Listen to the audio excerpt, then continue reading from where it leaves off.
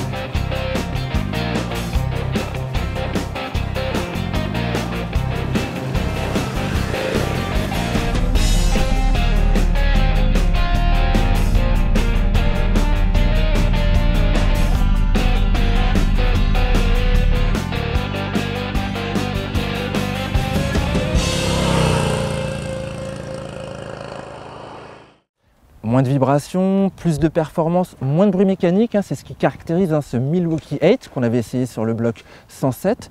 Sur le bloc 114, c'est exactement la même chose. On a une très bonne réponse à l'accélération, beaucoup de moins de vibrations qu'auparavant, tant à l'accélération qu'à la décélération. C'est assez rigolo puisque justement quand on décélère, on a l'impression de glisser sur un filet, alors qu'avant on avait quand même plus de vibrations dans le moteur. Et là, bien évidemment, avec le 114, des performances revues à la hausse, plus de couple, 1,5 m/kg de plus par rapport au 107, donc de l'agrément en plus, et puis une sonorité très sympathique de ce bloc 114.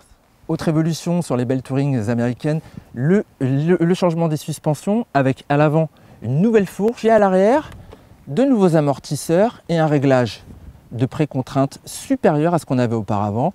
Au final, sur la route, on ressent une meilleure absorption sur les petits chocs. Sur les gros chocs, ça reste encore perfectible. Et puis à l'avant, un petit peu plus de progressivité qu'auparavant. Et c'est assez sensible, notamment sur les freinages, où la remontée de fourche après est un petit peu plus progressive qu'auparavant, un petit peu plus souple, ce qui assure un meilleur confort. Il est bien sympa ce moteur 114 CI, à l'instar du 107 d'ailleurs, beaucoup d'agréments, les performances en plus.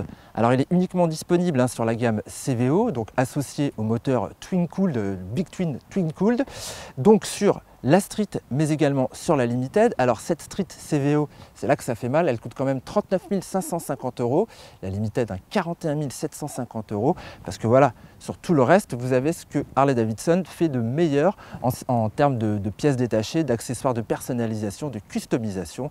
C'est un modèle exclusif qui ne vaut pas forcément son prix, mais bon, quand on veut se différencier, c'est quand même ça.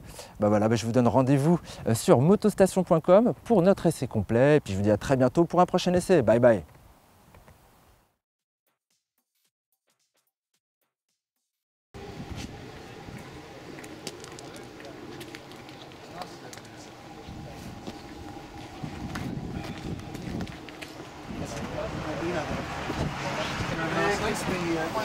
Is how much not going around actually right? So you figure if I get out there by 9 o'clock,